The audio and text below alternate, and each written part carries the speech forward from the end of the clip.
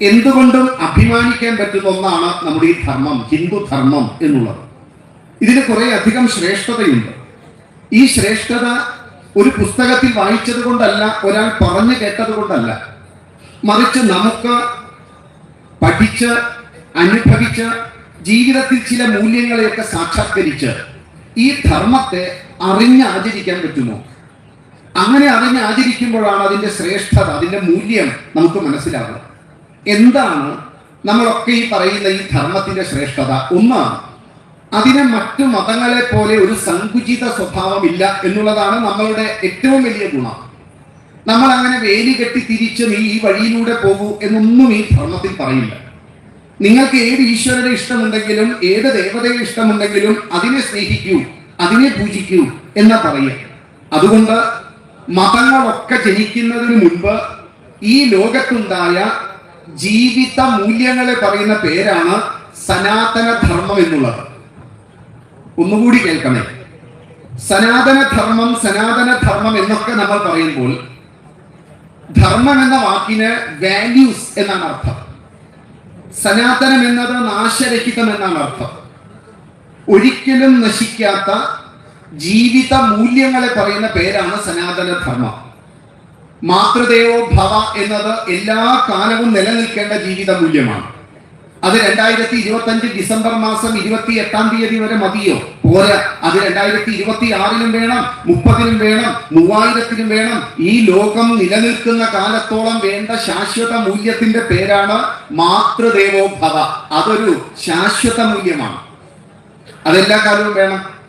ഇത്തരത്തിൽ നിരവധി ശാശ്വത മൂല്യങ്ങളെ സംരക്ഷിച്ചുകൊണ്ട് ഒരു സമൂഹം മുന്നോട്ട് പോകുമ്പോൾ പറയപ്പെടുന്നതാണ് നാം സനാതന ധർമ്മത്തെ സംരക്ഷിക്കുന്നു.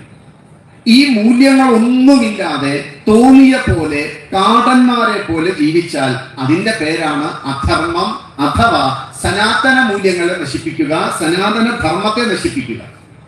നമ്മെ സംബന്ധിച്ച് നമ്മുടെ ധർമ്മം അതിശ്രേഷ്ഠം. ആ ധർമ്മത്തിന്റെ ശ്രേഷ്ഠത എന്താണ്? അതിന് മതങ്ങളുടെ വേലിക്കെട്ടില്ല. അതിന് ലോകത്തിലെ സർവരെയും ഒരുപോലെ സ്നേഹിക്കാനും സ്വീകരിക്കാനുമുള്ള കഴിവും അർഹതയുമുണ്ട്. അതുകൊണ്ട് നമ്മൾ ഈ ധർമ്മം അത് ശ്രേഷ്ഠമാണ് എന്ന ഒന്നാമത്തെ കാര്യം നമ്മുടെ മനസ്സിൽ വെക്കുക.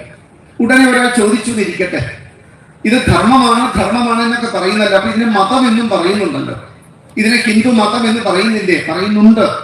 പക്ഷെ അത് മറ്റു മതങ്ങളെ പോലെ ഒരു വേലി കെട്ടി തിരിച്ച ഒരു ചുരുങ്ങിയ വാക്കല്ല ഇവിടെ.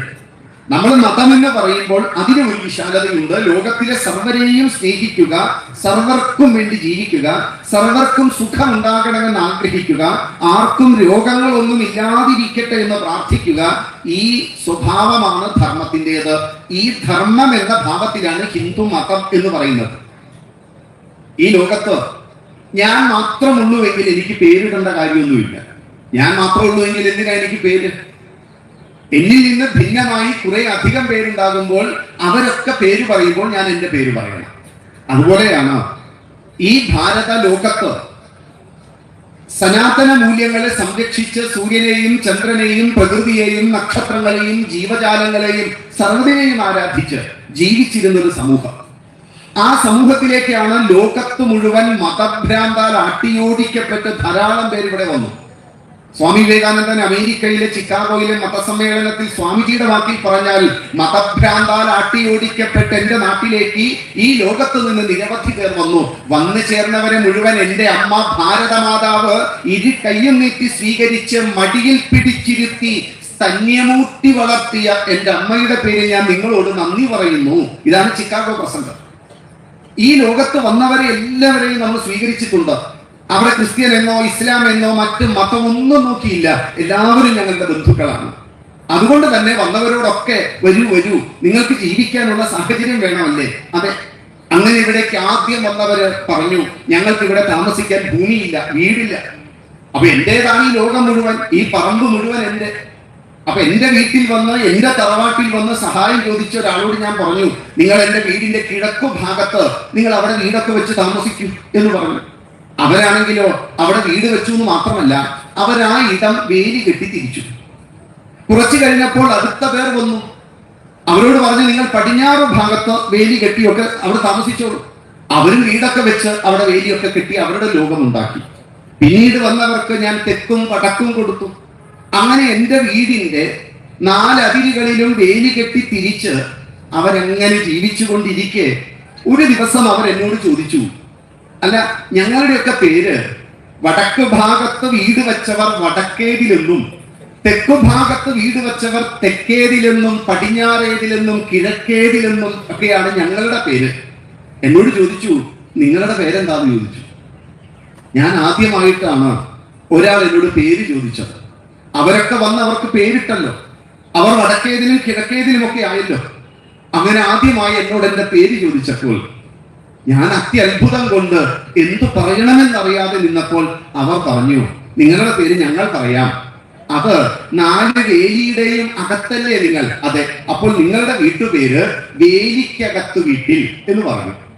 എന്താ ഈ പറഞ്ഞതിന്റെ അർത്ഥം? ഭൂമിശാസ്ത്രപരമായി ഞങ്ങൾക്ക് പേരിട്ടു, ക്രിസ്ത്യൻ എന്നും ഇസ്ലാം എന്നും ഒക്കെ പേരിട്ടു. എന്റെ നാട്ടിൽ വന്ന് എന്റെ ഭൂമിയിൽ സർവരും ജീവിച്ചു, എനിക്കതിൽ യാതൊരു ദുഃഖവുമില്ല. ഇനി വരുന്നവർക്കും ഞാൻ ഭൂമി കൊടുക്കും. പക്ഷെ എന്നോട് എനിക്ക് അവർ പേരിട്ടു. ഭൂമിശാസ്ത്രപരമായി 4 വേലിയുടെ ഉള്ളിലല്ലേ നിങ്ങൾ? അതെ. എങ്കിൽ നിങ്ങൾ വേലിക്കകത്ത് വീട്ടിലാണ്.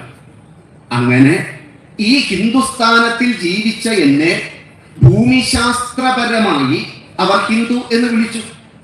ഞാനിട്ട പേരല്ല, അത് അവർ എനിക്കിട്ട പേരാണ്. എനിക്ക് പേരിന്റെ ആവശ്യമേ ഇല്ല. ഞാൻ ഈ ലോകത്ത് ആദിമമായി എത്രയെത്രയോ ആയിരത്താണ്ടുകൾക്ക് മുൻപേ ജീവിച്ചു വളർന്നു വന്ന എനിക്ക് എന്നിൽ നിന്ന് ഭിന്നമായി മറ്റൊന്നില്ലാത്തത് കൊണ്ട് എനിക്ക് ഹിന്ദു എന്നൊന്നും പേരിടേണ്ട ആവശ്യമില്ലായിരുന്നു. പക്ഷേ അവർ എനിക്ക് പേരിട്ടു. ആ പേര് മറക്കരുത്, ഭൂമിശാസ്ത്രപരമാണ് ആ പേര്. ആ പേര് വന്നപ്പോ എന്റെ വിശേഷം ഒന്നിതാണ്, എന്റെ നാമം എനിക്ക് കിട്ടിയത് ഞാനിട്ട പേരല്ല, മറ്റുള്ളവർ എനിക്ക് കൽപ്പിച്ചു തന്നതാണ്. അങ്ങനെ അവരെ പോലെ ഞാനും ഹിന്ദു മതമായി. പക്ഷെ നേരത്തെ പറഞ്ഞത് ഒന്നുകൂടി മനസ്സിൽ വേണം. നമ്മളിവിടെ മതം എന്ന് പറയുമ്പോൾ മറ്റു മതസ്ഥരെ പോലെ ഒരു ചുരുങ്ങിയ ചിന്തയൊന്നും നമുക്ക് ഉണ്ടാകരുത്. ഉണ്ടായാൽ അത് ഹിന്ദുവല്ല, വിശാലമാണ്. അതുകൊണ്ട് നോക്കൂ, നമ്മുടെ സങ്കല്പത്തിന്റെ 2ാമത്തെ ഗുണം, നമുക്ക് ഒരു ദൈവമല്ല. മതങ്ങൾക്കൊക്കെ ഒരു ദൈവമേ ഉണ്ടാവും. നമുക്കൊരു ഗ്രന്ഥമല്ല. മതങ്ങൾക്കെല്ലാം ഒരു ഗ്രന്ഥമേ ഉണ്ടാകാവൂ. നമുക്കൊരു സ്ഥാപകൻ, അങ്ങനെ ഒരാൾ, ഹിന്ദു എന്ന് പറഞ്ഞ ഒരാൾ ഇതുവരെ ഒരു മതം സ്ഥാപിച്ചിട്ടില്ല. മറ്റുള്ളവർക്കൊക്കെ ഒരു സ്ഥാപകനുണ്ട്. നമുക്ക് ഒരേ ആചാരങ്ങളല്ല, വ്യത്യസ്ത ആചാരങ്ങളാണ്. പാമ്പിനെയും ആടപ്രാവിനെയും ചിലന്തിയെയും ഒക്കെ പൂജിക്കുന്ന ക്ഷേത്രങ്ങൾ നിരവധിയാണ് നമുക്ക്. അതുകൊണ്ട് നമുക്ക് ആചാരങ്ങളൊക്കെ ഒരുപോലെയല്ല, പലതാണ്. അവർക്കൊക്കെ ഒന്നേ ഉള്ളൂ. അതിനെ പിൻപറ്റി ജീവിക്കുന്ന സമൂഹം അവർക്കുണ്ട്. നമുക്കോ പലതിനെയും പിൻപറ്റി ജീവിക്കുന്നവരാ. അപ്പോൾ മതത്തിൻ്റെതായ ഒരു ചുരുങ്ങിയ ചട്ടക്കൂട് നമുക്കില്ല. നമുക്ക് എന്തുണ്ട്? നമ്മൾ ഈ സനാതനമായ ധർമ്മത്തിൽ, ഹിന്ദു ധർമ്മത്തിൽ ധാരാളം മതങ്ങളുണ്ട്. അതുകൊണ്ട് ഹിന്ദു മതം എന്ന് പറയുന്നത് പലപ്പോഴും തെറ്റാണ്. ഹിന്ദു മതങ്ങൾ എന്ന് പറഞ്ഞ് പഠിക്കണം നമ്മൾ. ഇത് സിംഗുലർ അല്ല, പ്ലൂരലാണ്. ഹിന്ദു മതമല്ല, ഹിന്ദു മതങ്ങളുണ്ട്. എവിടെയുണ്ട്? ഈ സനാതനമായ ധർമ്മം എന്നതൊരു വിശാല വൃത്തമാണ്. അല്ലെങ്കിൽ ഹൈന്ദവ ധർമ്മം എന്ന് പറയുന്ന ഒരു വിശാല വൃത്തമാണ്. ആ വൃത്തത്തിന്റെ ഉള്ളിൽ നിങ്ങൾ ഒരു ഡോട്ടുകൾ ഇടും, കുറെ കുത്തുകൾ ഇടും. എന്നിട്ട് ഓരോ കുത്തിനെയും ഓരോ ഡോട്ടിന്റെയും നേർക്ക് ഒരു വര വരച്ച് ഓരോ കുത്തും ഒരു മതമാണ്. അങ്ങനെ വന്നപ്പോൾ ഈ സനാതനമായ ധർമ്മത്തിൽ ദേവതകളുടെ പേരിൽ 6 മതമുണ്ടായി. വിഷ്ണുവിനെ പിൻപറ്റി ജീവിക്കുന്ന വൈഷ്ണവരുണ്ടായി, ശിവനെ പിൻപറ്റി ജീവിക്കുന്ന ശൈവരുണ്ടായി, ഗണപതിയെ പിൻപറ്റി ജീവിക്കുന്ന ഗാണപത്യരുണ്ടായി, സുബ്രഹ്മണ്യനെ പിൻപറ്റി ജീവിക്കുന്ന കൗമാര മതം, സുബ്രഹ്മണ്യ മതം ഉണ്ടായി, സൂര്യനെ പിൻപറ്റി ജീവിക്കുന്ന സൗരരുണ്ടായി, ദേവിയെ പിൻപറ്റി ജീവിക്കുന്ന ശാക്തേയ ഭാവം നമുക്കുണ്ടായി. അങ്ങനെ ദേവതകളുടെ പേരിൽ 6 മതങ്ങൾ നമുക്കുണ്ടായി. പോരാ, സ്ഥാപകന്മാരുടെ പേരിൽ നമുക്ക് മതങ്ങൾ ഉണ്ടായി. ബുദ്ധമതം ബുദ്ധനെ കേന്ദ്രീകരിച്ചുണ്ടായി, വർദ്ധമാന മഹാവീര്യനെ കേന്ദ്രീകരിച്ച് ജൈന മതം ഉണ്ടായി, ക്രിസ്തുവിനെ കേന്ദ്രീകരിച്ച് ക്രിസ്തു മതം ഉണ്ടായി, മുഹമ്മദ് നബിയെ കേന്ദ്രീകരിച്ച് ഇസ്ലാമിക മതം, മുഹമ്മദീയ മതം അതുണ്ടായി, സാരദുഷ്ടനെ പിൻപറ്റി സാരദുഷ്ട മതമുണ്ടായി. അങ്ങനെ സ്ഥാപകന്മാരുടെ പേരിൽ, ദേവതകളുടെ പേരിൽ മതം, സ്ഥാപകന്മാരുടെ പേരിൽ മതം 2 തരമായി. 3 ദർശനങ്ങളുടെ പേരിൽ മതങ്ങൾ ഉണ്ടായി. ദ്വൈതം ഒരു മതമാണ്, അദ്വൈതം അടുത്ത മതമാണ്, വിശിഷ്ടാദ്വൈതം അടുത്തതാണ്. ദർശനങ്ങളുടെ പേരിൽ മതങ്ങൾ വന്നു. ഇപ്പൊ നോക്കൂ, ദേവതകളുടെ പേരിൽ, സ്ഥാപകന്മാരുടെ പേരിൽ, ദർശകന്മാരുടെ പേരിൽ പോരാ, അനുയായികളുടെ പേരിലും മതം ഉണ്ടായി. അതാണ് സിഖ് മതം. സിഖ് മതം ഒരു അനുയായി വൃന്ദമാണ്. ഗുരു നാനാക്ക് മുതൽ ഗുരു തേജ് ബഹാദൂറിലൂടെ വളർന്നു വന്ന ഗുരു ഗോവിന്ദ സിംഹൻ വരെ എത്തിച്ചേർന്ന ഒരു വലിയ പരമ്പരയുടെ ഭാഗമായി ഉണ്ടായതാണ് ഈ അനുയായി വൃന്ദമായത് എന്ന് പറഞ്ഞാൽ, ഞാൻ ഈ പറഞ്ഞ അത്രയും നിങ്ങളുടെ മനസ്സിൽ വന്നിട്ടുണ്ടേ ഇല്ലേ? അതിന്റെ അർത്ഥം ഇതാണ്. ആ അർത്ഥം, ഇത് ഹിന്ദു മതമല്ല, ഹിന്ദു മതങ്ങളാണ്.